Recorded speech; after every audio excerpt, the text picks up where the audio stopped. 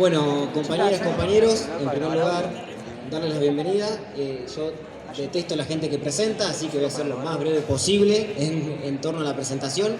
Esta charla la hacemos en el marco de una jornada de debate por un futuro comunista que venimos impulsando a lo largo y ancho del país y también lo estamos haciendo internacionalmente. Desde la Asamblea de Intelectuales Socialistas nos empezamos a juntar. Bueno, acá hay gente que se ha empezado a juntar incluso antes que yo.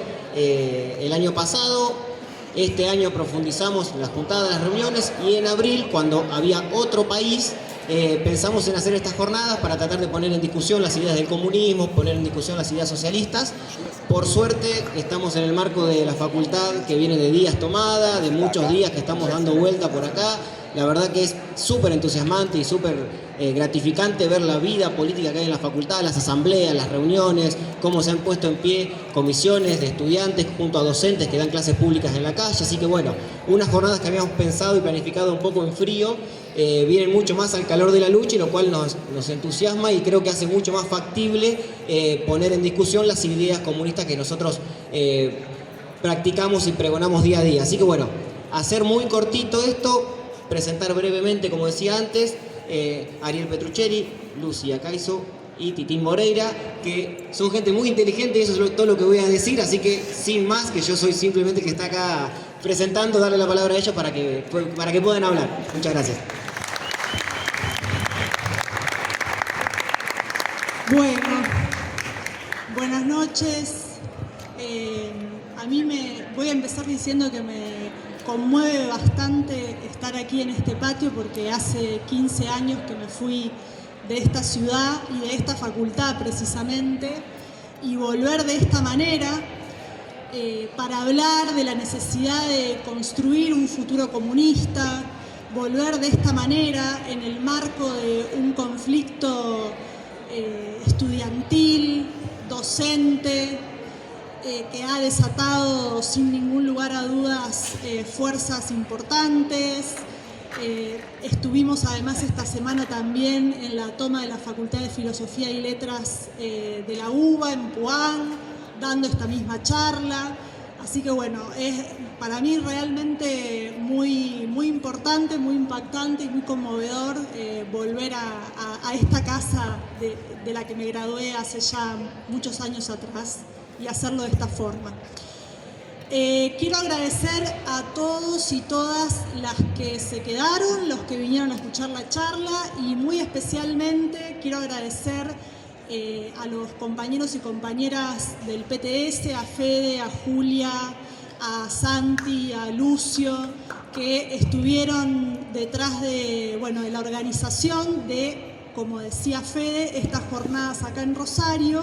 Y no solamente lo hicieron con muchísima seriedad, esto es algo que venimos preparando hace bastante tiempo, sino que además les tocó ni más ni menos que garantizar que todo esto saliera en el marco de estos días tan convulsionados, ¿no? Así que les pido un aplauso grande para los compañeros y las compañeras.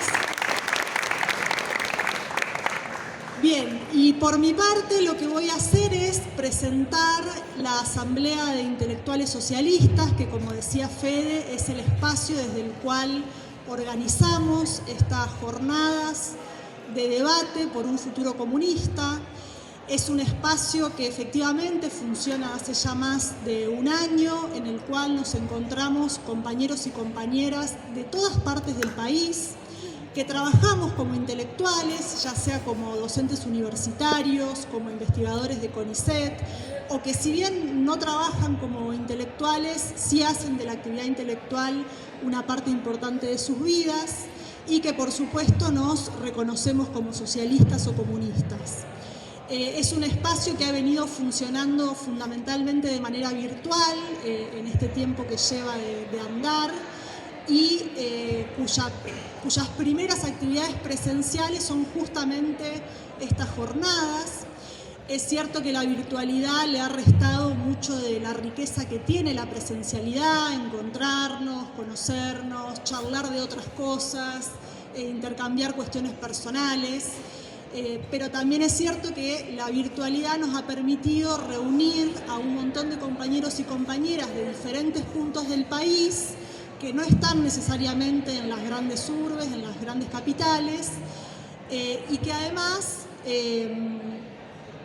no es poco porque sabrán, si bien somos varios, somos varias, y esperamos que seamos muchos más, los marxistas no abundamos en los ámbitos académicos, y poder conocernos, poder saber qué compañero, qué compañera está trabajando sobre algún problema de investigación, preocupado por algún problema social sobre el cual está elaborando, teorizando, saber dónde está, cómo se llama, qué ha escrito, qué ha publicado, poder debatir, poder intercambiar, no es poco, para nada. Bien, y al mismo tiempo, el hecho de que nos llamemos Asamblea de Intelectuales Socialistas me hizo pensar que estaba bueno venir a compartir con ustedes algunas reflexiones en torno a qué significa ser un intelectual socialista o comunista en la actualidad, porque creo que la tarea de la Asamblea es precisamente contribuir a construirnos como intelectuales socialistas, a producirnos como intelectuales socialistas, a consolidar un colectivo de intelectuales socialistas, y por eso reflexionar en torno a eso resulta importante, ¿no? Y para eso retomé las reflexiones del filósofo español Manuel Sacristán, que es un filósofo bastante poco conocido, pero sobre el cual, por ejemplo, IPS publicó hace poco tiempo atrás un libro en el cual Ariel vuelve sobre la obra y la vida de Sacristán.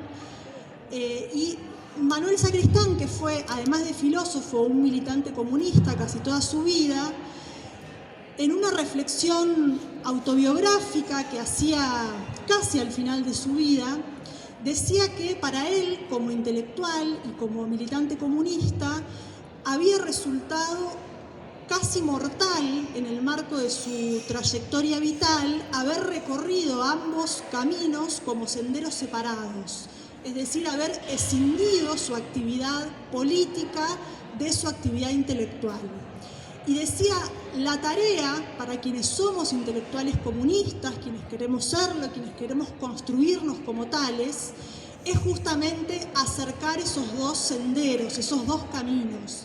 ¿Cómo hacerlo?, se preguntaba él. En primer lugar, decía, en realidad no es en primer lugar, sino que insiste en que son las dos cosas al mismo tiempo. Por un lado, pensar como comunistas los problemas de nuestra profesión, decía él, al mismo tiempo que defender en el seno de las organizaciones comunistas nuestro pensamiento como intelectuales. ¿Qué significa pensar como comunistas los problemas de nuestra profesión? En primer lugar, entiendo yo, significa pensar los problemas que tenemos como trabajadores intelectuales, como docentes universitarios, como investigadores. Está claro que por eso estamos justamente acá a la postre de una asamblea como la que hubo, que sin lugar a dudas los problemas presupuestarios, una vez más, son uno de los problemas más acuciantes que tenemos quienes trabajamos como intelectuales, los problemas salariales. Defendemos el presupuesto de la universidad pública, el salario de los docentes universitarios, hemos defendido el presupuesto del CONICET, lo seguimos haciendo quienes somos investigadores, pero sin embargo, como comunistas, como socialistas, ¿qué más defendemos o qué más deberíamos defender cuando defendemos eso? Bueno, creo que es importante volver sobre esas preguntas. Me acuerdo que cuando yo militaba en la universidad teníamos siempre esa consigna de defenderla para transformarla. Es importante también poder volver a reflexionar acerca de qué, más allá de defender, de resistir a los ataques presupuestarios, a los ataques del recorte salarial, queremos defender y transformar de estas instituciones. Creo que hay tres cosas de las cuales nos estamos olvidando, a las que nos hemos acostumbrado, que estamos invisibilizando y sobre las cuales, como digo, como comunistas tenemos que volver constantemente en estos ámbitos educativos, científicos. En primer lugar, la presencia y el rol de los organismos financieros, de crédito, de gobernanza, como le suelen decir, internacionales. Yo recuerdo que quienes nos iniciamos en la militancia post-2001, yo en esta facultad, como les contaba, fuimos criados por una generación de militantes, de activistas, de intelectuales, que constantemente nos hablaban del rol del FMI, del Banco Mundial en las políticas educativas. Hoy en día hemos vuelto a hablar del FMI, pero sin embargo el rol que ocupan, el rol que tienen el BID, el Banco Mundial, en los distintos niveles del sistema educativo, suele ser silenciado, suele estar invisibilizado. De la misma manera, organismos como la ONU, nos encontramos que la Agenda 2030 constantemente está siendo apelada desde las instituciones educativas y científicas en las que trabajamos como un marco de sentido común al cual está bien apelar, cuando bien sabemos, nosotros que somos comunistas, los intereses imperialistas que por acción u omisión tienen las Naciones Unidas. Otro problema que se vincula directamente con la presencia de los organismos, con los lineamientos del imperialismo en nuestras instituciones, tiene que ver con la privatización de las prácticas encubierta o explícita, de las prácticas educativas y de conocimiento.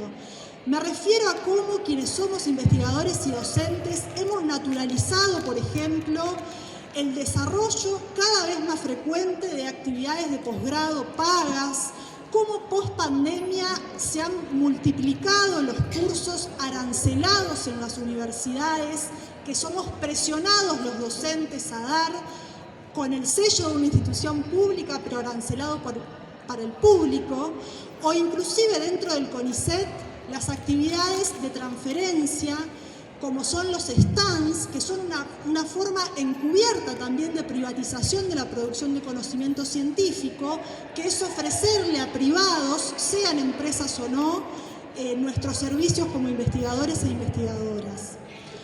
Por último, también me preocupa la invisibilización que seguimos haciendo o la no denuncia abierta y sistemática de las jerarquías que existen en nuestros ámbitos de trabajo, de investigación, de educación, sean en las cátedras universitarias, lo cual impacta también en los sistemas de representación después dentro de la universidad, o también en el CONICET, por ejemplo, que tenemos que pasar por distintos peldaños en la carrera de investigador, los cuales si le sumamos los años de beca de posgrado, que son años de precarización laboral, suponen una escala de 5 estadios por los cuales tenemos que ir subiendo, que piensen las implicancias simbólicas y materiales que tiene, porque estamos constantemente teniendo que acumular más antecedentes, dirigir más becarios, dirigir más tesistas, publicar más papers a como dé lugar, en fin, metiéndonos en un círculo de productividad de manera tal de poder ir subiendo en ese escalafón, lo cual desde luego redunda no solamente en un grado de alienación muy grande, sino también que nos separa, nos aparta de otras actividades sumamente importantes, como esto, ¿no? Como el activismo, como la militancia, como la política, en fin, esa carrera académica que podríamos decir que está montada sobre altas dosis de meritocracia y de emprendedorismo, porque estamos constantemente teniendo que construir nuestra figura como académicos. En ese punto también quería mencionar que no me parece menor que la Asamblea de Intelectuales Socialistas intenta estar muy atenta a estas cuestiones, los compañeros que han tenido la idea de crearla, de fundarla y que de alguna manera son también quienes la coordinan, quienes tienen mayor iniciativa, que son Ariel Petruccelli y Juan Dalmazo, son dos compañeros que creo que tienen esa característica, siendo dos intelectuales, dos marxistas, dos militantes, al mismo tiempo no son académicos, entonces creo que eso nos permite también ir por otros rumbos que buscan alejarse, tomar distancia de esa cultura académica que, como señalo, suele ser tan perniciosa en ese sentido. Bien, la otra cuestión que les decía que Sacristán proponía en relación a pensar como comunistas los problemas de la profesión, creo yo se vincula con la apropiación que podamos hacer del conocimiento científico disponible para ponerlo a funcionar con fines políticos distintos a los que existen en las instituciones científicas, en las instituciones educativas que poblamos, ¿no? En ese sentido, desde la Asamblea también nos proponemos que estas jornadas sean el puntapié de la creación de espacios de estudio, de discusión, de elaboración teórica sobre problemas que atraviesan a la sociedad hoy en día, que nos preocupan como comunistas, pero también las potenciales respuestas que podamos dar a esos problemas el día que tomemos el poder, ¿no? Que vamos a tener que elaborar muchísimas respuestas de distinta índole y que más allá de decir, bueno, ese día lo veremos, creo que ir pensando potenciales soluciones a esas cuestiones, por supuesto no como recetarios cerrados ni como respuestas cerradas, eso de ninguna manera se puede predecir científicamente, pero sí nos permite además dialogar con compañeros y compañeras intelectuales preocupados por distintas problemáticas que sin embargo no forman parte de nuestra tradición política y que invitarlos a discutir esos problemas en concreto y las potenciales soluciones que daríamos en el marco de otro proyecto político, de una sociedad distinta, transformada de raíz, también nos permitiría dialogar con ellos y acercarlos a nuestra tradición. Por último, en relación a esta otra cuestión que decía Sacristán, respecto de defender nuestra tarea como intelectuales, defender nuestro pensamiento como intelectuales en el marco de las organizaciones comunistas, él lo decía en un sentido muy práctico que tiene que ver con, bueno, permitirnos que la organización nos dé el tiempo necesario para poder leer, escribir, pensar, lo cual sabemos que es una tensión, un equilibrio complejo, pero también creo yo que se puede entender esta tarea como la necesidad de educar a nuestros compañeros, a nuestras compañeras, a nuestros dirigentes, a todos aquellos y aquellas con quienes militamos, en qué respuestas puedo ayudar yo como intelectual a elaborar para la organización. Es decir, con qué conocimientos cuento yo, específicos, concretos, que le sirvan a la organización para elaborar propuestas, programas, proyectos a futuro. Creo que justamente por todo esto que les estoy comentando, poder construirse realmente como un intelectual comunista no es una tarea fácil, siempre nos deja un poco, como dice Richard Levins, con un pie adentro y con un pie afuera, pero creo que es una incomodidad de la que vale la pena hacerse cargo en el marco de nuestra lucha cotidiana por construir un futuro comunista. Muchas gracias.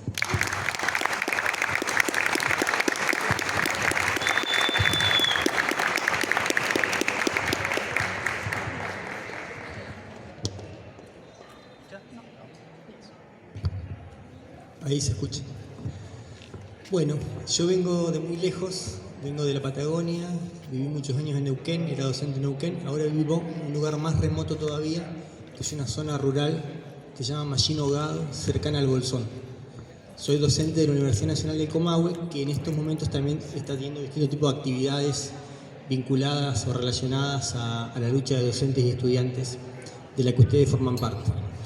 Y poder estar en una noche cálida, podríamos decir, agradable, en una universidad con jóvenes estudiantes que acaban de participar de una asamblea y de días muy ajetreados, con compañeros de ANSAFE y de otras organizaciones que han estado teniendo que salir a movilizarse para reclamar la libertad de sus compañeros detenidos 1 o 2 días antes. Es decir, en medio de esa convulsión, ponernos un ratito a pensar, ¿no? Frenar el agite del cuerpo, de la marcha, para pensar, es como una combinación que a mí me resulta muy agradable. Me acuerdo una de las mayores palabras elogiosas que escuché alguna vez hace varios años hablando justamente en un sindicato uruguayo sobre la revolución y el comunismo, ¿no? Que un viejo militante tupamaro, de los tupas que no se acomodaron con el sistema, ¿no? Los que quedaron sueltos como resistentes, me dijo: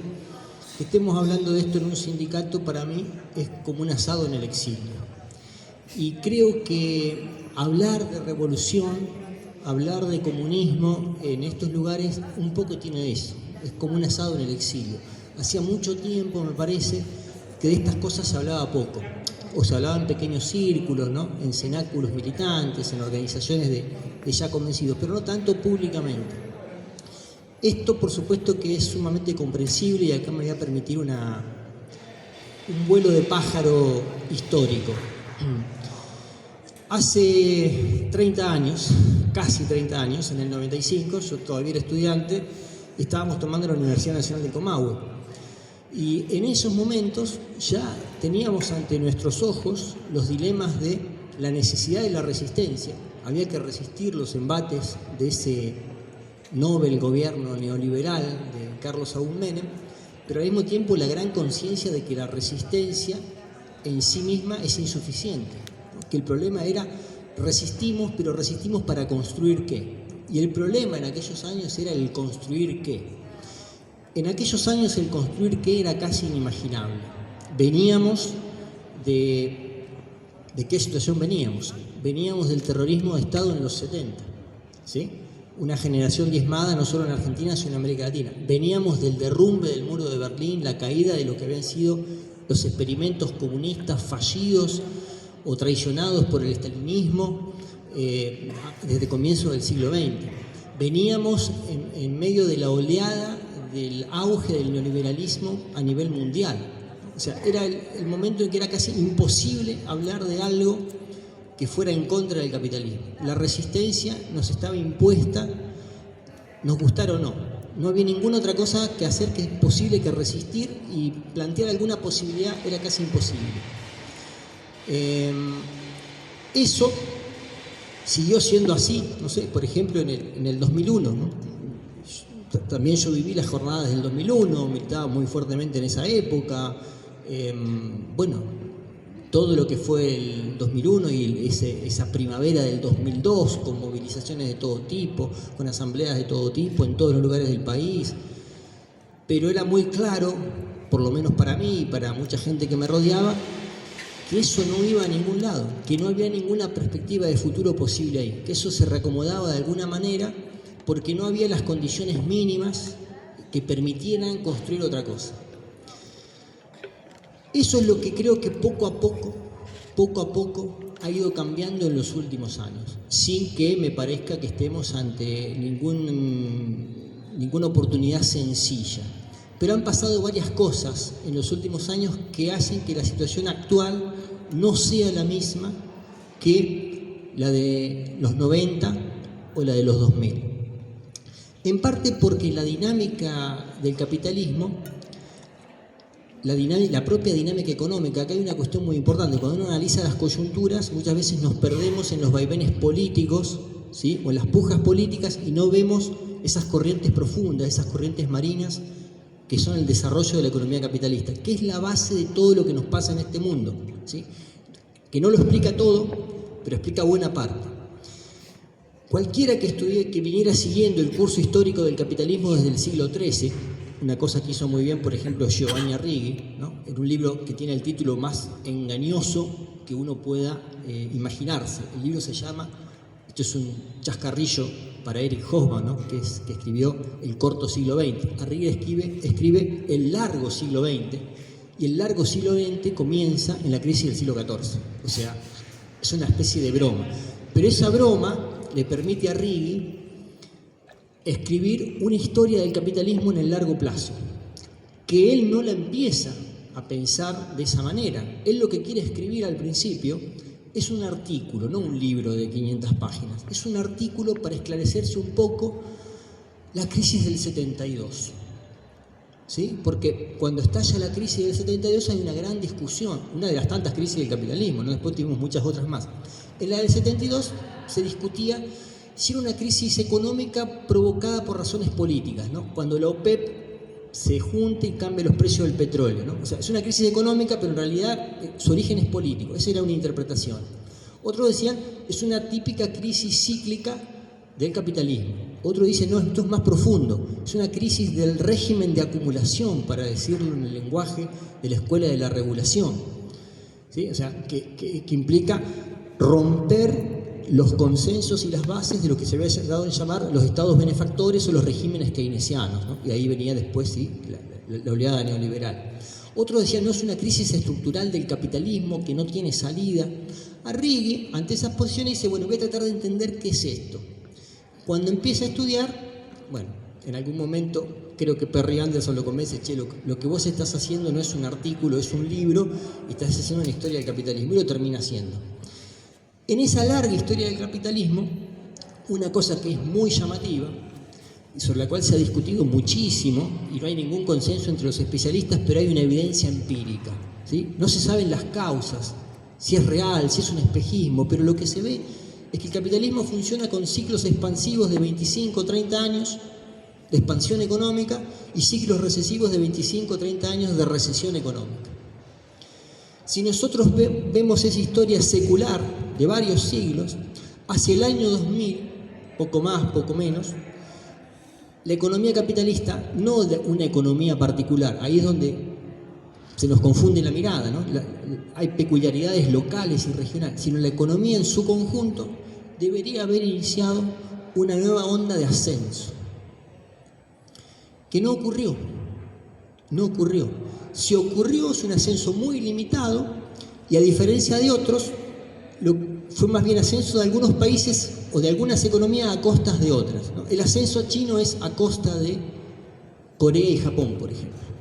No nos olvidemos que en los años 80 todo el establishment de analistas vaticinaba, más o menos, que la nueva potencia hegemónica iba a ser Japón, ¿no? Japón venía de un crecimiento arrollador desde 1945, los artefactos electrónicos japoneses inundaban el mundo entero a bajísimos precios y cuando capitales japoneses se compran el Rockefeller Center, por supuesto que nos falta quienes dicen, bueno, esto es la demostración simbólica de que el futuro es japonés.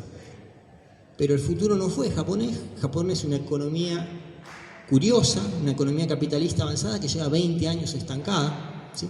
Y lo cierto es que la economía no repuntó. Esto llevó a uno de los historiadores de la economía más importantes, que es Robert Brenner, a pensar el largo ciclo de recesión económica o de bajo crecimiento. En un libro que se llama La economía de la turbulencia global, da una explicación muy compleja y, a mi juicio, muy convincente de cuál es la base de todo esto. Pero lo cierto es que en el capitalismo, el crecimiento económico, la expansión económica es la condición que permitió históricamente mejoras redistributivas hacia las clases trabajadoras. Esas mejoras redistributivas se han suspendido hasta nuevo aviso desde la década del 70. Con lo cual, la situación de la clase trabajadora a nivel mundial es hacia la precarización cada vez más grande, ¿sí? Lo que crece es el trabajo cada vez más precario. En algunos países más, en algunos países menos, a veces más fuerte, ¿no? Algunos gobiernos esto lo hacen con entusiasmo, otros lo hacen sin entusiasmo, pero en definitiva todos lo hacen porque van empujados por una dinámica mucho más profunda que tiene que ver con el desarrollo de la economía capitalista, sobre la que los estados operan más o menos surfeando y cada vez con menos poder. Porque la concentración de capitales de la actualidad no tiene absolutamente nada que ver con la de 40 años atrás. Hoy en día, un magnate tiene más poder que estados de tamaño medio. Y hoy en día, la carrera espacial y la carrera de la inteligencia artificial la lideran corporaciones privadas, no estados. Esto muestra un desequilibrio entre el poder de la clase capitalista y los estados importante, y ese desequilibrio es mucho más grande aún entre la clase capitalista, sumamente minoritaria, y la más enorme de la población. Ahora, no hay perspectivas de mejoras de las condiciones de vida de las masas a largo plazo. ¿Sí? Serán, en algún lugar puede haber alguna cosita que dura poco, ¿no? Lo que sucedió en América Latina.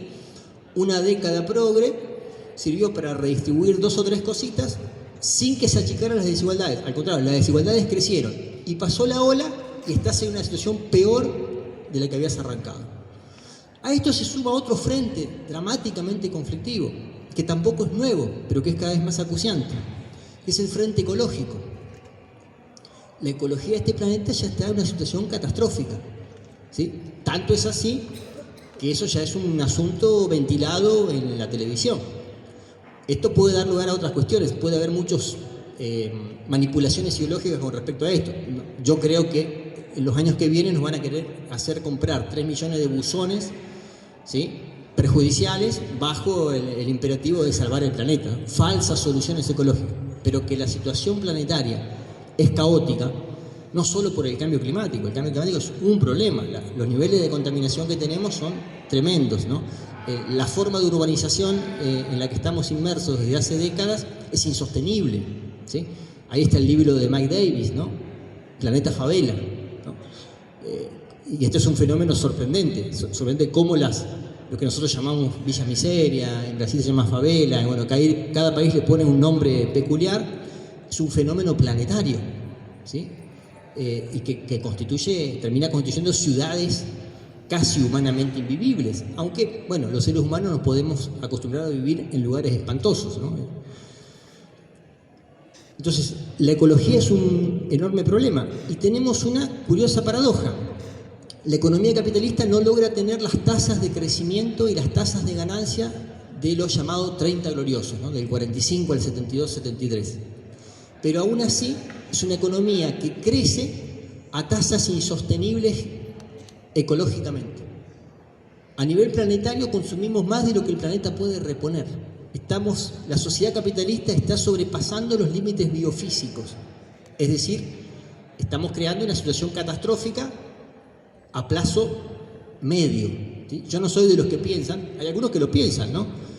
Y algunos que fueron ministros en países importantes, como algún ex ministro francés que en el año 2019 decía que a partir del 2030 esto entraba en una situación tan catastrófica que se iban a morir en 10 años la mitad de la población del planeta. Yo no tengo esa mirada, ¿sí? Pero me parece que los problemas se van a ir acrecentando y agudizando cada vez más en los próximos años. El frente ecológico es uno, sumamente vinculado con él es el frente energético. Todo nuestro sistema productivo depende de los combustibles fósiles, absolutamente todo nuestro sistema productivo. Por más de que se hable de transiciones energéticas, esos son mitos. En la historia de la humanidad no hubo nunca una transición energética. ¿Por qué? Porque lo que ha ido ocurriendo es que se superponen las viejas energías. Las viejas no desaparecen, se agregan otras, ¿no? Transición sería pasar de una energía a otra, ¿sí? Nosotros consumimos más biomasa, que es la forma más antigua de energía, ¿no? Quemar leña, hojarasca, qué sé yo, más biomasa que nunca. Por supuesto que el petróleo no desplazó al carbón, hoy se consume más carbón que nunca, recalentando el planeta, ¿sí? Por supuesto que la energía atómica no reemplazó nada, por supuesto que la electricidad no reemplazó nada, y por supuesto que las energías eólicas no han reemplazado nada, ¿no? Todavía más del 80% del consumo energético global es fósil. Y los fósiles no son infinitos, ¿sí? Entonces, en algún momento la trampa energética va a estallar. Antes o después, seguramente no será de golpe, será gradual, será lenta. ¿Sí? Yo no tengo miradas explosivas o catastrofistas a plazos cortos, pero sí problemas que se van a ir agudizando. No hablemos de los problemas geopolíticos, ¿no? Una hegemonía en crisis en Estados Unidos, que ahora sí claramente está en crisis. Algunos decían que estaba en crisis desde mucho tiempo atrás. Yo no lo veía tan claro, ¿no? Para mí en los 90... En el 2000 no había una crisis de hegemonía estadounidense. En el 2010 tampoco, pero hoy sí. A esa crisis de hegemonía no está claro que China sea un potencial desafiante de la hegemonía estadounidense. Entonces, el planeta en su conjunto va hacia un escenario cada vez más conflictivo, cada vez más complejo, que se está materializando, basta ver la prensa, con guerras en lugares insospechados hasta poco tiempo atrás. En ese mundo tremendamente conflictivo, todas las opciones políticas que se ofrecen a ojo de las masas oscilan, con suerte, entre variantes conservadoras o progresistas de un neoliberalismo basal. ¿Sí? Cualquiera que conozca un poquito, por ejemplo, de lo que fue el comunismo histórico, el peronismo histórico, que no tenía nada de comunista, bueno, se dará cuenta lo muy distinto que han sido las fuerzas peronistas de la actualidad. ¿Sí? El peronismo histórico era una fuerza que redistribuyó y mucho, ¿sí? En términos concretos y materiales. Bueno, eso no ha pasado, ¿sí? Para ponerlo blanco sobre negro, en la década del 60, en este país que es el nuestro, gobernara quien gobernara, ¿sí? Aunque fuera una dictadura militar, la pobreza oscilaba en torno al 10%. 5, 7, 11, ¿sí? Eso, con Onganía, por ejemplo. En los últimos 20, 30 años, la pobreza oscila entre el 30 y el 50 y pico. Si en este país no se socializa la renta de la tierra, es decir, si no se expropia la única fuente de riqueza a nivel mundial que tenemos, que es el agro, lo único que podemos discutir es si vamos a tener un 25% de pobres o un 50% de pobres. Entre 25 y 50. Nos favorecerá un poquito, inclusive más que las políticas que se hagan, los precios de las commodities internacionales.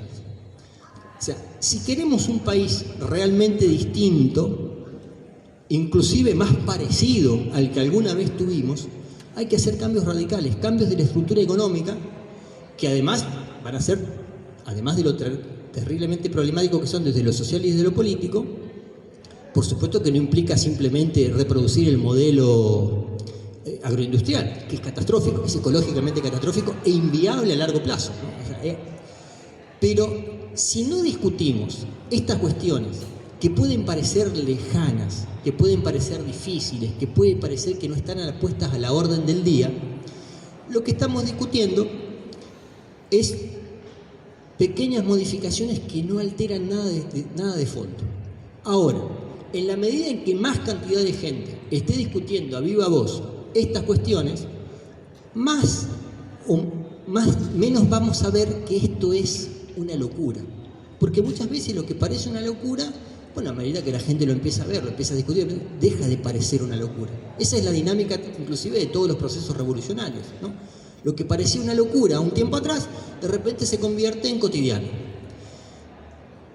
Creo que la tarea, este es el espíritu del manifiesto por un futuro comunista que elaboramos en la Asamblea de Intelectuales, es que la tarea intelectual de la hora, hay otros tipos de tareas, no todas son intelectuales, ¿no? Pero la tarea intelectual de la hora es ofrecer una perspectiva de futuro, romper este vaivén del diablo entre progres y conservadores, ¿no? Entre lo que se llama la derecha, porque en realidad el supuesto giro a la derecha en realidad es ya casi secular. El mundo viene, si es por los giros a la derecha, esto viene desde los 70.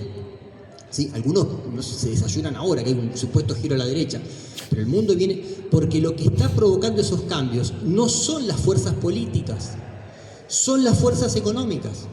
Lo que más ha introducido cambios, por ejemplo, culturales, son las redes sociales, asociadas a las empresas tecnológicas del Silicon Valley. ¿Y eso quién lo controla? Eso lo controlan corporaciones privadas. Es decir, hoy en día las corporaciones privadas influyen mucho más en nuestra vida que los estados. Y sobre esas corporaciones privadas nosotros no ejercemos ningún control, ningún derecho democrático, ni siquiera ningún poder de veto.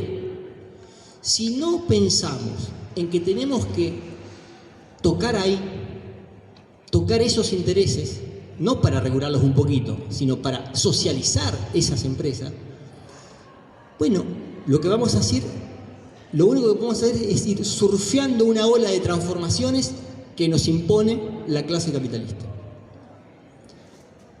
Y ahí, bueno, la surfearemos un poquito, ¿no? Y algunos zafarán un poco más, un poco menos, ¿sí?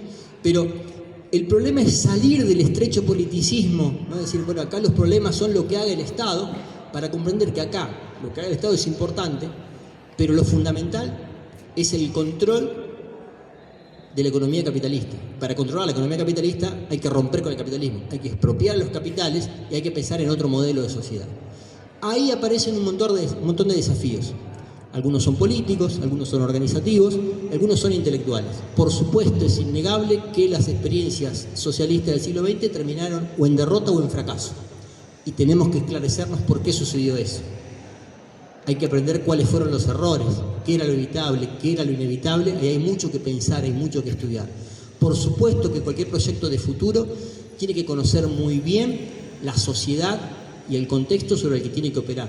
Para eso necesitamos especialistas de relaciones internacionales que conozcan muy bien qué está pasando en cada rincón del globo. Para eso necesitamos economistas que conozcan al dedillo todos los aspectos de la economía, desde lo financiero a lo tecnológico y todo lo que sea necesario. Para eso necesitamos gente de agronomía que conozca muy bien cómo se produce, qué se produce y qué opciones técnicas tenemos. Tenemos que tener el mejor conocimiento técnico para que después podamos ver qué hacemos con ese conocimiento en términos sociales y en términos políticos. Esa es una tarea que compete esencialmente a quienes tienen los recursos para hacerlo, a quienes tienen el tiempo para investigar, para leer, para escribir, para pensar. Y en ese sentido, la apuesta de la Asamblea de Intelectuales Socialistas es constituir un polo de intelectuales que piense estos problemas, pero no constreñido a lo que parece posible dentro de los marcos del capitalismo, sino que piense cada uno de estos problemas pensando también en romper ese constreñimiento, salir del marco del capitalismo y pensar cómo haríamos todo esto en una sociedad que no esté regida por la propiedad privada y por el imperativo de la ganancia. Muchas gracias.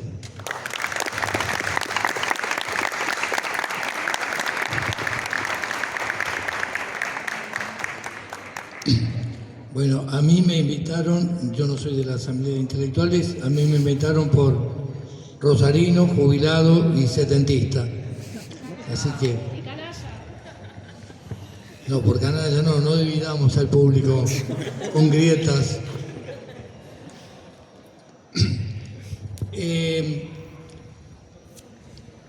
Es muy interesante esto de la Asamblea de Intelectuales, que se plantea una lucha por una estrategia, por un cambio profundo de la sociedad. Eso es un cambio enorme, eso no existía antes. O sea que no por mejora, sino por expropiar a los capitalistas.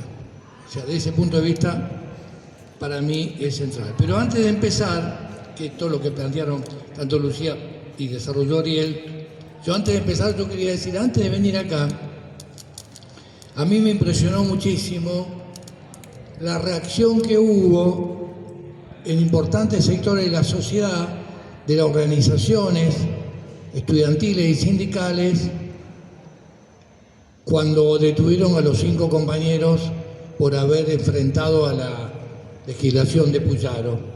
La respuesta me impactó, porque hacía mucho tiempo que no veía ese tipo de reacción. Y obviamente que estuvieron los sindicatos como ATE, como Aceiteros y como tantos otros, y no puedo dejar de nombrar a los de ANSAFE porque acá está presente Juan Pablo Casielo, y para mí fue un ejemplo para el país la respuesta que se dio frente a un ataque de la magnitud que ha tenido el que sucedió y que se va a mantener, en el sentido de la guardia para que no se termine con los procesos. Y lo demás, para mí fue una reacción, insisto, ejemplar. Entonces, dicho esto, y después de haber participado en la asamblea, en la interfacultad de recién, es solo un espíritu renovado que tenemos. Y entonces, yo quería hacer referencia al periodo de ascenso. Quiero hacerlo breve, pero quizás no se me haga breve, pero quiero hacerlo lo más breve posible.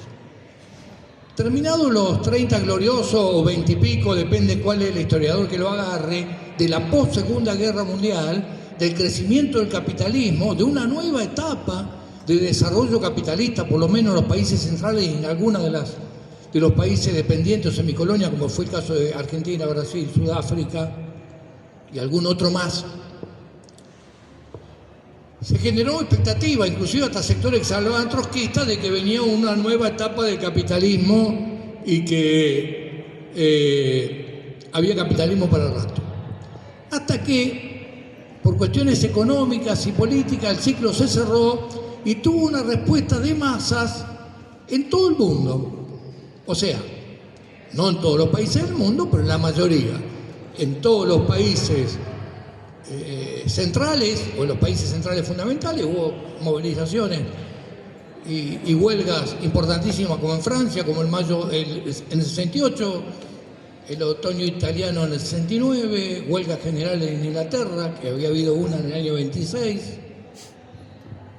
movilizaciones en Estados Unidos contra la guerra de Vietnam, movilizaciones multitudinarias para frenar ese aparato que estaba imponiendo a bombazo limpio su poderío militar, y movilizaciones en lo que se llamaba detrás de la cortina de hierro, también en los países del este europeo, países que habían expropiado el capitalismo, como el caso de Checoslovaquia. Ese ascenso que empezó 68 y 69 en nuestro país, con rosariazos y cordobazos, tuvo un desarrollo donde surgió una vanguardia, donde surgió toda una generación, por eso fue terminada por el genocidio, donde surgió una generación que tenía mucho de voluntad, mucho de heroísmo, mucho de militancia, que abrazaban las ideas revolucionarias, por más que fueran de distintas versiones.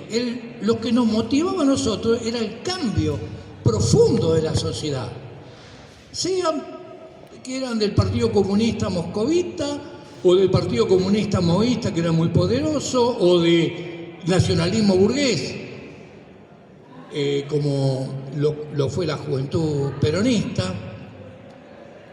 Entonces, desde ese punto de vista, eran aparatos muy poderosos para que ese proceso revolucionario se pudiera desarrollar. Había una vanguardia que estaba inficionada por una dirección profundamente contrarrevolucionaria. Y así lo fue el peronismo, y así lo fue el Partido Comunista, sobre todo donde tenía peso, como el caso de Chile o de Uruguay. O sea, cumplieron un rol absolutamente contrarrevolucionario, frenando el proceso revolucionario. Entonces, ¿qué tenía mucho esa vanguardia? Que a veces se idealiza mucho, a mi generación se la idealiza demasiado, pero tenía un corset brutal, que eran esos aparatos casi inexpugnables. En algunos momentos, obviamente, se superaban, como fue en el Mayo francés, pero eran circunstanciales, porque el mundo estaba dividido en dos. Por un lado, ya un mundo bipolar, Guerra Fría. Entonces, la alternativa era una alternativa que estaba muy acotadas. Y ese proceso revolucionario en América Latina se terminó con dictaduras sangrientas. En Europa, por ejemplo, hace 50 años se acaban de cumplir 50 años de la Revolución Portuguesa. La Revolución Portuguesa era un hecho inédito en Europa occidental. Desde el fin de la Segunda Guerra Mundial, o sea, habían pasado 30 años, prácticamente 30 años, no había habido revoluciones, pero en Portugal está una revolución producto del levantamiento y revoluciones en Angola y Mozambique, sus colonias africanas. Pero la revolución portuguesa fue desviada, con algunas concesiones y con mucha traición. ¿De quiénes? De los partidos que habían sido, escuchen bien, de los partidos que habían sido preservados por la dictadura más antigua de Europa, la de Salazar, más antigua que la de Franco. El Partido Comunista y el Partido Socialista fueron los que desviaron el proceso. Y muerto Franco, un año después, en España, se desarrolla un proceso también. Un proceso con características que apuntaban a la revolucionaria. ¿Y quién lo frenó? ¿Lo frenó la represión franquista? No. ¿Lo frenó acaso la monarquía que todavía no había asumido, o recién asumía, perdón, de Juan Carlos I, no, lo frenó el Partido Comunista y el Partido Socialista, que habían sido preservados por la dictadura de Franco. Sirvieron, y el Partido Comunista sirvió tanto que desapareció.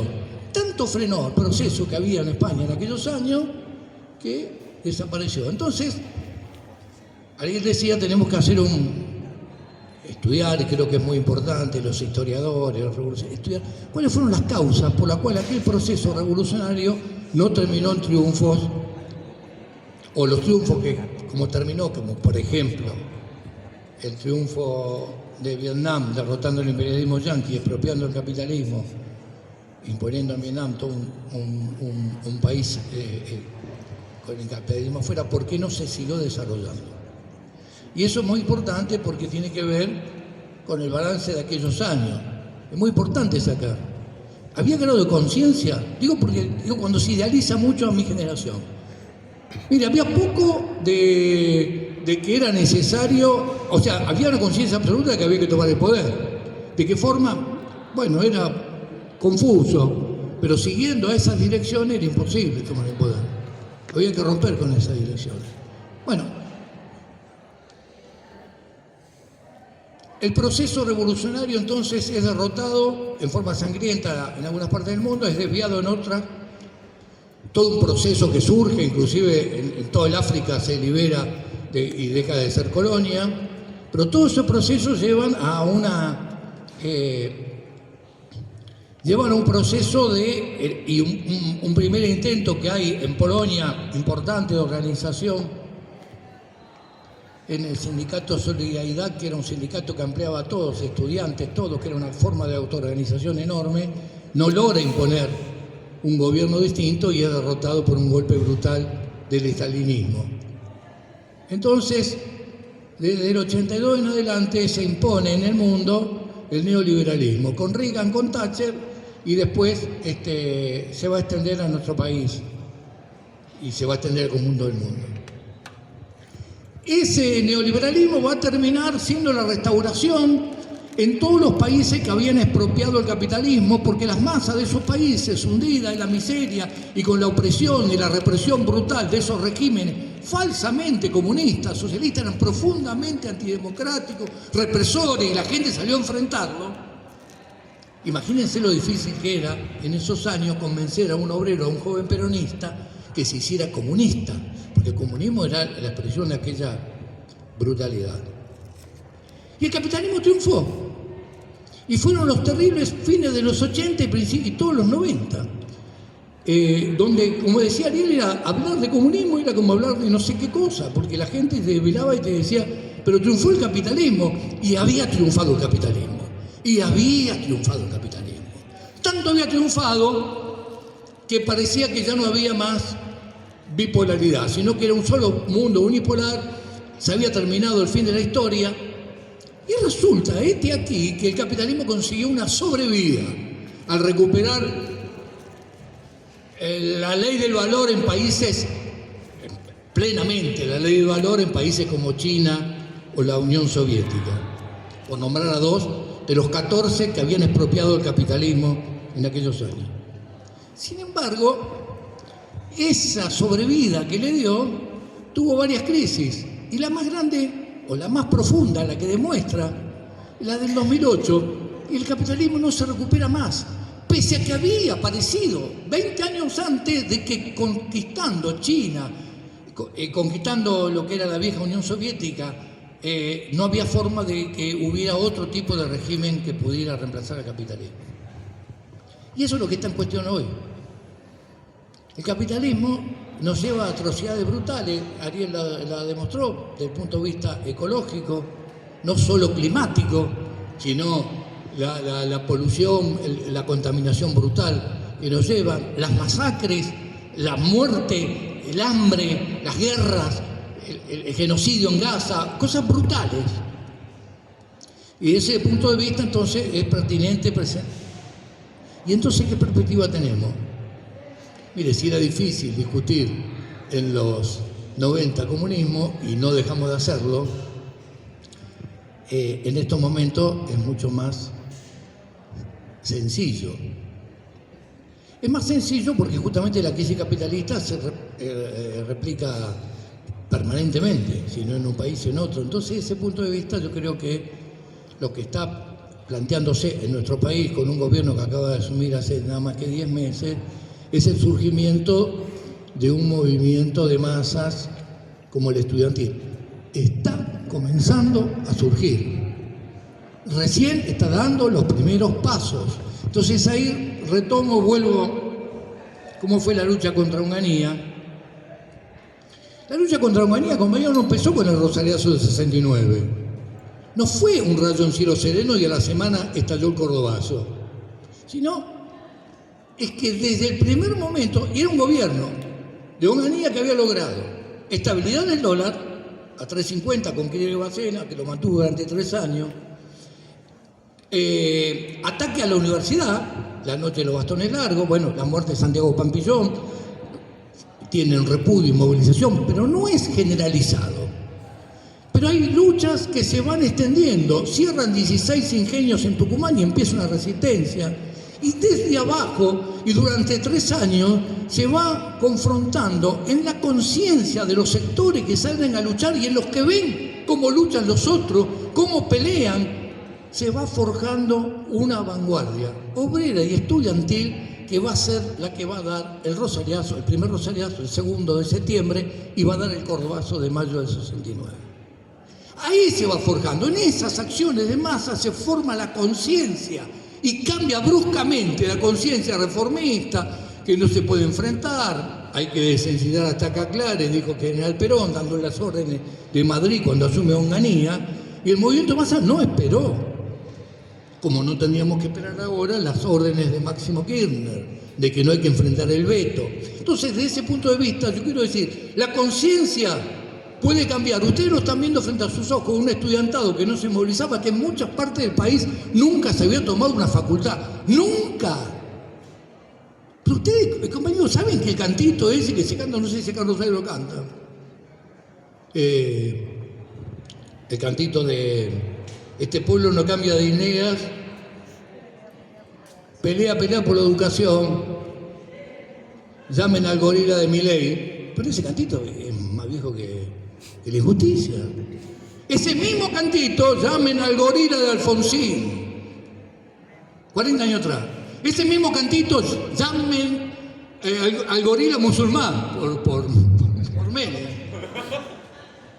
O sea, ese mismo cantito, compañero, porque siempre el estudiantado cuando sintió atacado salió a la lucha. El estudiantado fusionado con el movimiento obrero dio esas semi-insurrecciones de Rosariazo y Cordobazo y las va a volver a dar. Porque el salto en la conciencia y la ligazón de los estudiantes y esa acción en pequeño todavía, pero para mí muy sintomática del otro día del paro y la movilización de docentes estatales y aceiteros por presos, y el apoyo estudiantil en medio de esta huelga, para mí es muy alentador de que surjan en medio de una crisis capitalista que se profundiza y de miseria y todo lo demás, y un gobierno que ataca en forma brutal a los jubilados. Y me preguntan, sí, pero ¿cómo se la bancan los jubilados allá en Buenos Aires, que nos gasean todos los miércoles? Y yo le digo, la gente come, pero ¿cómo no se banca? Somos la generación que enfrentamos la dictadura militar. Somos los sobrevivientes que enfrentamos la dictadura militar. ¿Cómo no vamos a enfrentar? Entonces te contaba compañeros que eran de Ler, Montonero, de posadistas, lo que se te ocurra ahí con la cara, pero vos te imaginás, los tenés que parar porque se saltan, y quieren pegar. Entonces, y esa ligación con la juventud, para mí es muy importante, sobre todo los más jóvenes. Cuando digo juventud, digo de menos de 23 años, no se me enojen los que son mayores, pero yo veo, pero se me acercan en la charla y todo, entonces hay un cambio profundo, muy alentador. Entonces, ¿qué podemos hacer nosotros para que se desarrolle eso? Porque los procesos objetivos se desarrollan. ¿Qué nos falta de la subjetividad? Ya planteé en forma muy sucinta lo que faltó la subjetividad en una organización revolucionaria en los 70. Pero solo falta, digo, yo vengo de una corriente que es el morenismo del PST, donde decía cuáles son las 2 grandes tareas, con esto termino, cuáles son las 2 grandes tareas que tenemos los revolucionarios. Movilizar a las masas y construye partido.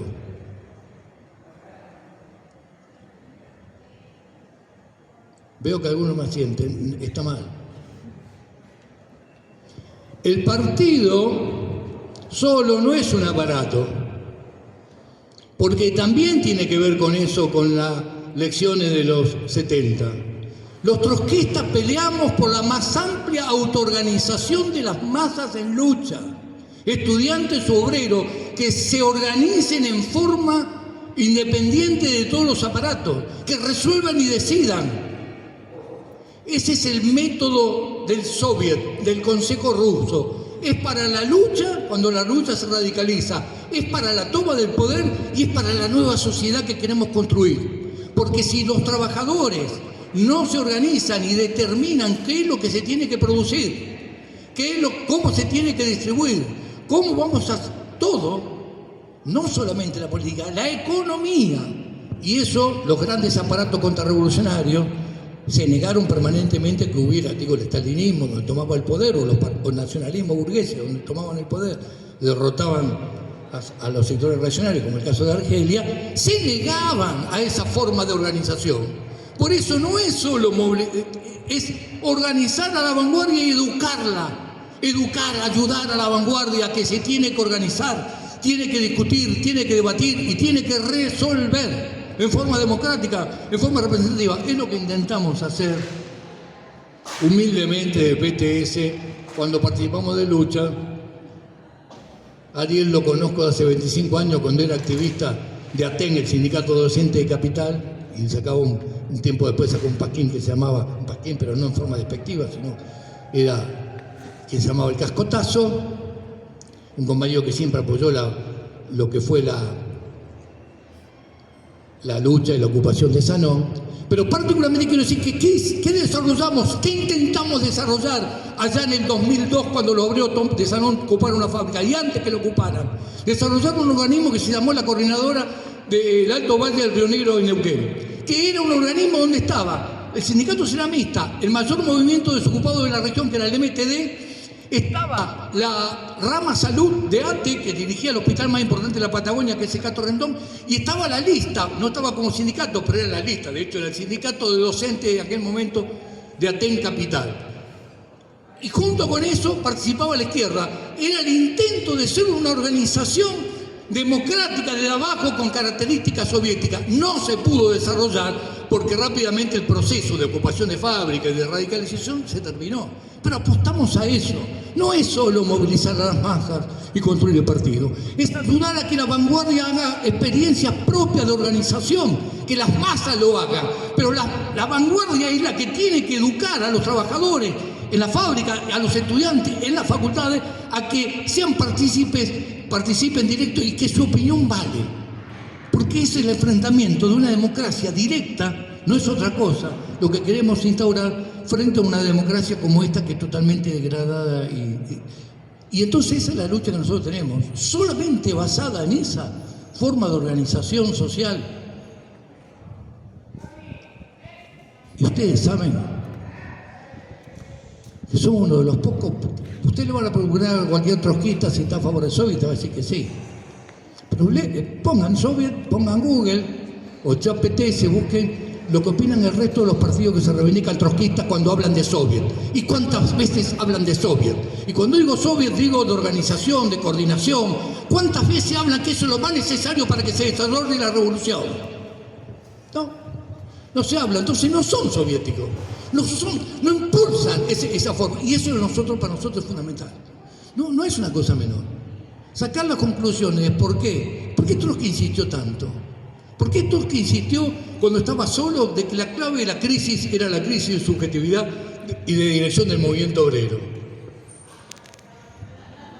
Lo dijo hace 90 años. Y eso sigue siendo. Sí, sigue siendo, pero está la posibilidad de que cambiar. Está la posibilidad que esa crisis de subjetividad se supere, porque los aparatos enormes, monstruosos, que tuvo sobre sí el movimiento de masas durante la segunda parte del siglo XX ya no están, o si están debilitadísimos. Eso es. Las perspectivas futuras son mucho mejores, en el sentido de que ya no hay esos aparatos contrarrevolucionarios para derrotar los procesos revolucionarios, para desviarlos, para ahogarlos. Y a eso apostamos nosotros. Y eso que ustedes están haciendo con la juventud, digo, pues la mayoría son juventud y estudiantes, es lo que nos da a nosotros la vieja guardia, nos da una perspectiva muy alentadora y eso a mí me encanta. Muchas gracias.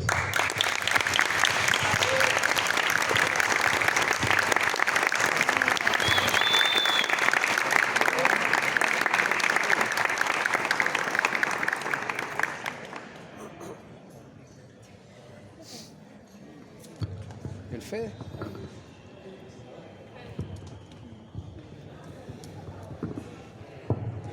Para eso te dice. Bueno, agradecemos a las y los tres por estas tres intervenciones muy interesantes, desde distintos puntos de vista, desde distintos marcos históricos. Nos parece importante abrir el debate, si hay preguntas, si hay opiniones, si hay divergencias, para poder cerrar este largo día de deliberación y de discusión, que es realmente emotivo que un viernes a no sé qué hora estemos acá debatiendo nada más ni nada menos de encontrar y construir una perspectiva de futuro. No sé quién quiere, pase el micrófono.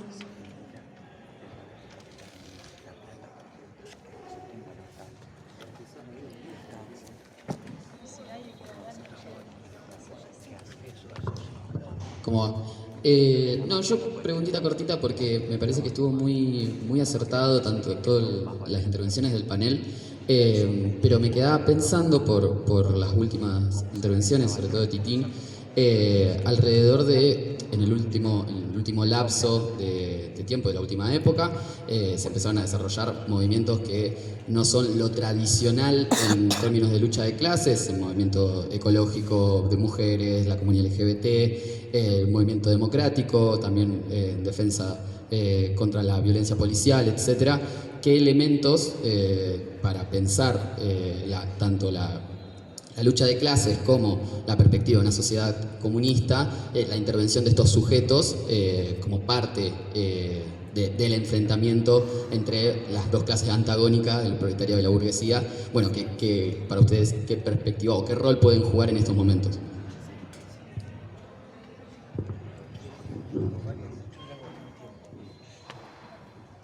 ¿Cómo hacemos? ¿Una por una o se juntan varias? Me junté un par, ¿no? ¿Hay más preguntas? ¿Opiniones? Tampoco les vamos a dar mucho tiempo, Bueno. Se entiende, sí. Bueno, sigamos por esto. Si a alguien se le ocurre, lo va pensando. Bueno, es una pregunta muy interesante. También creo que está muy anclada en una característica de esta época, que es lo que muchos autores han definido como el presentismo. Ninguno de estos movimientos es nuevo. Lo que pasa es que a veces nos parece que es nuevo simplemente porque desconocemos la historia, ¿no? O sea, entonces hay compañeras, no sé, piensan como que el feminismo surgió en el 2015 o en el 2000. El feminismo ya tenía manifestaciones en la época de la Revolución Francesa, por lo menos intelectuales, y manifestaciones políticas de masas, por lo menos en los años 20 del siglo XX, o sea, hace 100 años atrás. La historia de la sufragista, por ejemplo. Por supuesto que el feminismo fue tremendamente importante en la tradición del movimiento obrero inicial, tanto en la tradición marxista como en la tradición anarquista. E inclusive, esto sería para discutir largo y tendido, pero yo creo que los problemas que hubo con respecto al género o con respecto a lo que ahora se llama, quizá un poco equivocadamente a mi juicio, las disidencias en la tradición marxista y en la tradición anarquista, fueron más problemas de práctica que de teoría. O sea, la cosa se la había pensado bien, pero no se actuaba en consecuencia con lo que se había pensado. Es decir, una cosa es que uno esté teniendo una mala posición intelectual y que eso se traduce en una mala posición práctica. Uno tiene una buena posición intelectual, pero después no actúa de acuerdo a lo que dice que deberían ser las cosas. Por supuesto que tampoco es nuevo el ecologismo. Claro que con los Viernes por el Futuro eclosionó, pero para que ustedes se den una idea, el primer partido político que tuvo una rama verde, y esto, yo soy ecologista del año 1993, ¿sí? Me considero ecologista desde 1993. El primer partido que tuvo una rama verde fue el partido nazi en Alemania, ¿sí? Hay gente que cree con mucha ingenuidad que la ecología es progresista, más bien roja y simpática por esencia, ontológicamente, como se dice si nos ponemos filosóficos. Pues no, la ecología puede tener rostro horrible, ¿no? Puede ser ecofascismo. Hubo ecofascismos y hay ecofascismos. Entonces, quien se preocupe seriamente por la ecología tiene que conocer esa historia. Bueno, por supuesto, ninguno de los movimientos actuales, salvo alguna cosa que pueda tener que ver con las tecnologías digitales, que ahí sí no habría muchos precedentes, Manon trop, porque las tecnologías digitales tampoco son tan nuevas como a veces se piensa, ¿no? Y bueno, podríamos encontrar precedentes. Por otra parte, buena parte de su lógica ya estaba inscripta en otros medios masivos de comunicación, como puede ser la televisión. Siempre hay que tener muy presente aquello que decía Terry Eagleton sobre la televisión, ¿no? Terry Eagleton decía: la televisión tiene una función políticamente reaccionaria con independencia de su contenido. ¿Por qué? Porque a lo que te invita la televisión es a la suspensión del diálogo. Estamos todos pendientes en la casa, ¿no es cierto?, viendo la televisión, la gente deja de hablar entre sí. Por otra parte, la televisión te invita a una actividad privada, estás en tu casa, y además tiene una lógica tremendamente absorbente. Se pasaba mucho tiempo frente a la televisión, y ese tiempo uno lo podría dedicar a otras cosas, por ejemplo, organizarse en una asamblea para pensar en resolver problemas colectivos. Con las redes sociales pasa algo parecido, ¿no? Ahí hay una cosa que hay que tomarla con mucha pinza. Por supuesto que las redes sociales ofrecen oportunidades de difusión de ideas insospechadas en el pasado.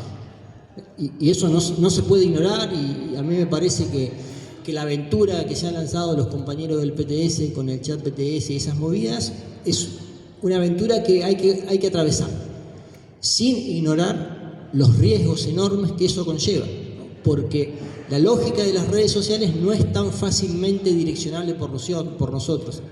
Y el control de los algoritmos, ¿sí?, es crucial. Entonces, ahí hay una cuestión con esas tecnologías adictivas que son ciertamente problemáticas. No podemos ignorar esa realidad, tenemos que tener un vínculo crítico con ella, pero me parece que la pregunta de fondo es: ¿por qué de los años 70 para acá cada vez más todos los conflictos sociales se fueron desmembrando, desgarrando en 1000 pequeños fragmentos donde cada uno va por lo suyo, ¿no? Lo que ha faltado es un horizonte integrador, donde las diferentes personas o las diferentes demandas se piensen como parte de algo más vasto. Por supuesto que cualquiera sea la realidad que uno mire, siempre vamos a encontrar semejanzas y diferencias, ¿no? Si ustedes quieren pensar cualquier aspecto de la realidad, van a encontrar que entre dos personas puede haber muchos aspectos en común y muchas cosas que son diferentes. El tema es qué nos permite entender si hacemos hincapié en las semejanzas o si hacemos hincapié en las diferencias. O, dicho en términos políticos, ¿qué cambia si priorizamos la unidad o si priorizamos la separación? Desde hace ya quizá 30, 40 años, se empezó hay dos palabritas que casi no existían en los años 70 y que han colonizado, podríamos decirlo, permítanme emplear esa palabra, la vida política cultural contemporánea. Una de esas palabras es diversidad y otra de esas palabras es identidad. Si ustedes revisan la bibliografía, antes de la década del 60, la palabra identidad solamente existía como un término matemático, identidad en matemática, y muy incipientemente como un término psicológico, pero muy de especialistas. Ninguna persona en la calle hablaba de identidad. Y hoy parece que la identidad es en lo que se nos juega la vida. Ahí hay trampas ideológicas, no porque no sea importante tener identidad, de hecho todo el mundo tiene identidad y tenemos varias. El tema es cómo pensamos las identidades y qué importancia le damos. Es decir, cuán importante es para Titín ser canalla o para mí ser hincha de Lanús. ¿Sí? Hay gente que podría matar por eso. O otros puede ser un dato de la realidad, ¿no? Cuando pensamos en la identidad nacional, para mí, que soy un internacionalista de toda la vida, ser argentino es un dato de la realidad que no merece ni orgullo ni vergüenza, es simplemente un dato. Tengo gestos del lenguaje, formas, ¿sí? Porque nací en Argentina y soy perfectamente consciente que si hubiera nacido en Chile tendría otra tonada, ¿sí? Seguramente seguiría a la roja y no la albiceleste, ¿sí? ¿Mi identidad nacional existe? Claro que existe. Para mí es importante, pues no mucho, ¿sí? No es motivo ni de vergüenza ni de orgullo. Me enorgullezco mucho más de mi identidad comunista o marxista, porque esa sí es la que yo elegí, ¿sí? Y tengo razones para una. Lo otro es simplemente un dato de la realidad. La otra es la diversidad. Ahora parece que lo diverso es intrínsecamente lindo y copado. Pues no necesariamente. Hay diversidades de las que deberíamos horrorizarnos. Que en el mundo ya capitalistas, bueno, alguien lo podría decir como, somos diversos. Algunos son obreros, otros son capitalistas. Bueno, yo quisiera un mundo sin capitalistas. ¿Sí? Entonces, si en nombre de la diversidad tenemos que soportar a los esclavistas, por ejemplo, yo diría, bueno, pues no. Entonces, ahí hay que tener mucho cuidado con las trampas ideológicas de los lenguajes del momento. La razón, creo yo, profunda por la cual el grueso de la intelectualidad de izquierda en los 70 dejó de pensar en el sistema capitalista como totalidad, bueno, tenía que ver con lo frustrado que había sido intentar cambiarlo, con lo difícil que era todo, y entonces, bueno, es como una especie de salida de consuelo, ¿no? Si al sistema no lo puedo cambiar, prefiero pensar que no hay sistema. Pero el problema es que si efectivamente hay sistema, ¿sí? Los mecanismos del sistema siguen operando. Y por supuesto que yo creo que hay un sistema, ¿no? Que hay un sistema capitalista que funciona de manera totalizante. Claro, si la realidad fuera distinta, si el sistema capitalista no existiera y viviéramos en un mundo que es perfectamente fragmentario, bueno, claro, eso podría tener sentido, pero no creo que eso sea una intelección adecuada de la realidad. Entonces, lo que vivimos es un mundo tremendamente loco en el cual tenemos un proceso absolutamente uniformizador y homogeneizador como jamás conoció la humanidad. Nunca hubo menos culturas en el sentido fuerte, ¿no? Como en la actualidad. Nunca hubo menos idiomas hablados como en la actualidad. 4/5 partes de los idiomas conocidos se han perdido. Donde yo vivo, se está por perder el mapudungún. Estamos dando tremendas luchas, quienes apoyamos la causa de los mapuches, porque sobreviva la lengua. En ese mundo donde todo es más, uno puede ser todo lo diverso que quiera, siempre y cuando te dediques, tu vida gira en torno al mercado. Montones de sociedades no estaban estructuradas en torno al mercado, montones de culturas no estaban estructuradas en torno al mercado, no estaban organizadas bajo el imperativo de la ganancia. Mientras el mundo, por un lado, se hace cada vez más uniforme y el mercado lo coloniza todo, ¿sí? hasta el punto que los antiguos espacios de autonomía de las clases trabajadoras, muchos de ellos han sido colonizados por las lógicas mercantiles. Cuando mi viejo era joven, los jóvenes iban a bailar a un club social.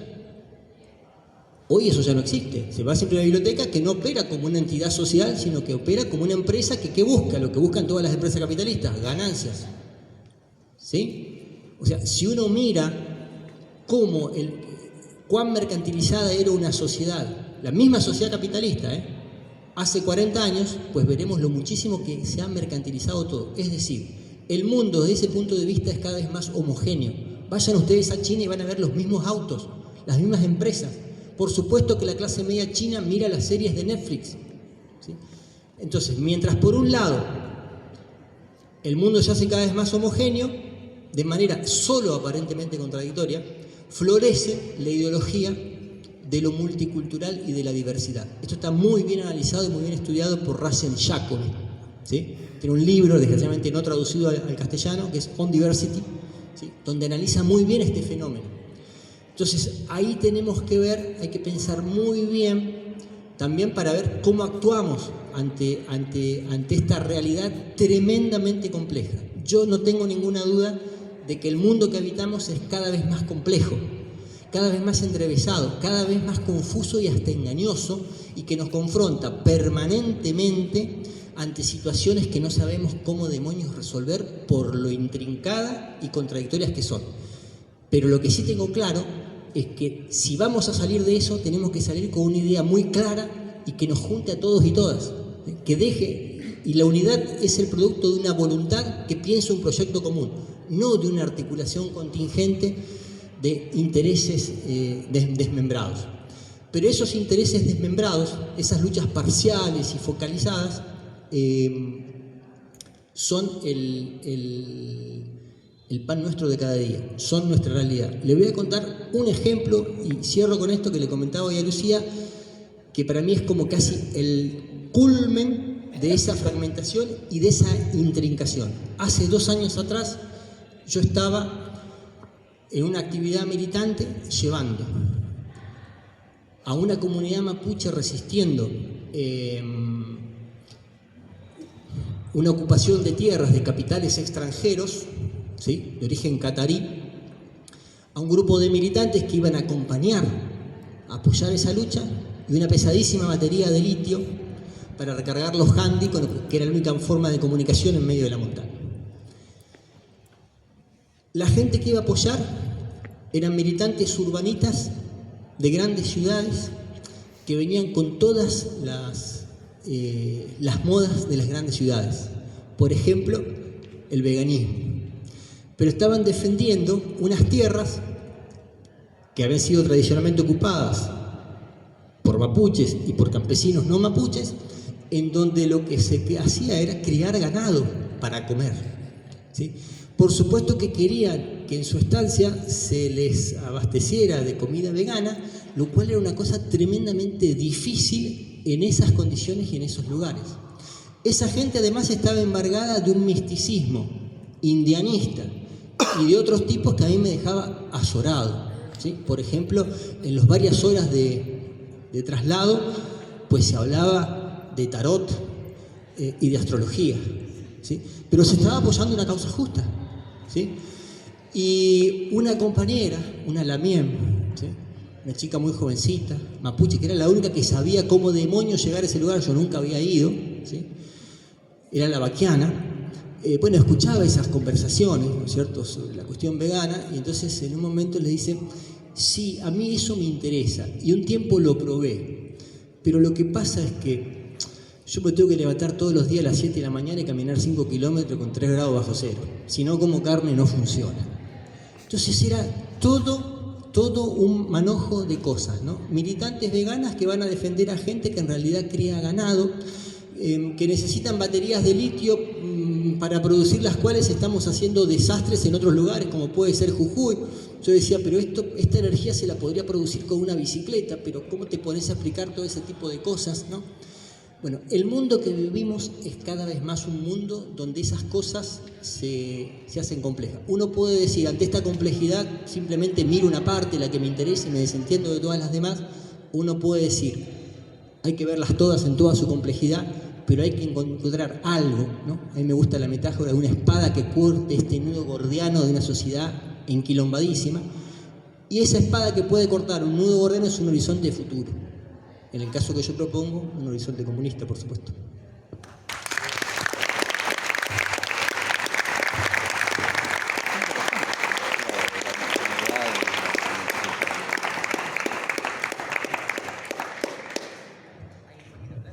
No, yo solamente, antes, porque ya veo que muchos compañeros y compañeras se están yendo, solamente quería avisar para quienes son docentes o quienes tienen conocidas docentes, que mañana a la mañana, también en un acto de un gran esfuerzo militante, después de esta semana tan dura, vamos a estar presentando en el local de AMSAFE, en la calle Catamarca, un libro publicado por IPS, un libro de Lev Vygotsky, el pedagogo y psicólogo soviético, que se llama Lecciones de Paidología.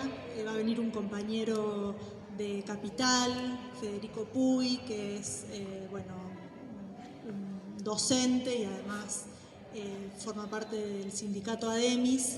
Así que quienes se puedan llegar o se quieran llegar o si tienen conocidos, conocidas que les pueda interesar, los y las esperamos. No quería dejar de pasar el chivo antes de terminar.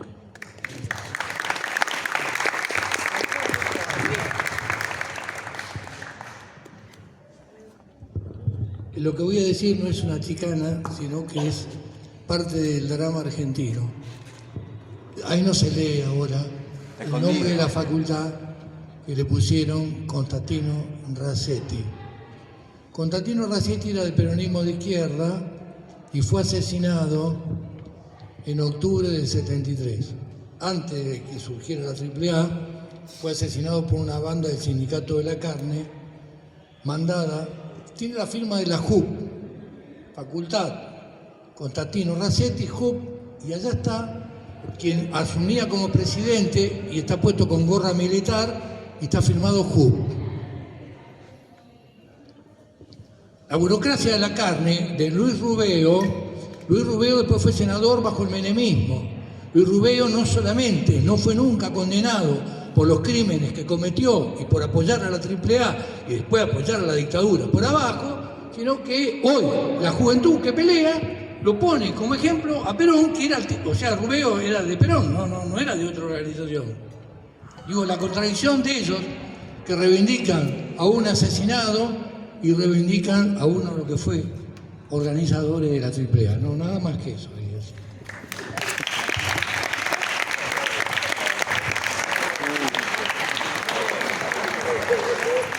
Bueno, después del cierre incendiario de Titín, yo era consejero y me puse, bajo esos argumentos no me entendieron los compañeros. Nada, felicitar a todos, la verdad que un espectáculo, la verdad que son, para la gente que va a estar filmando esto no sabe que estamos más de las 10 de la noche en la facultad, después de una semana de que estuvo tomada, así que felicitar de vuelta, un aplauso para todos ustedes y la verdad que muy lindo.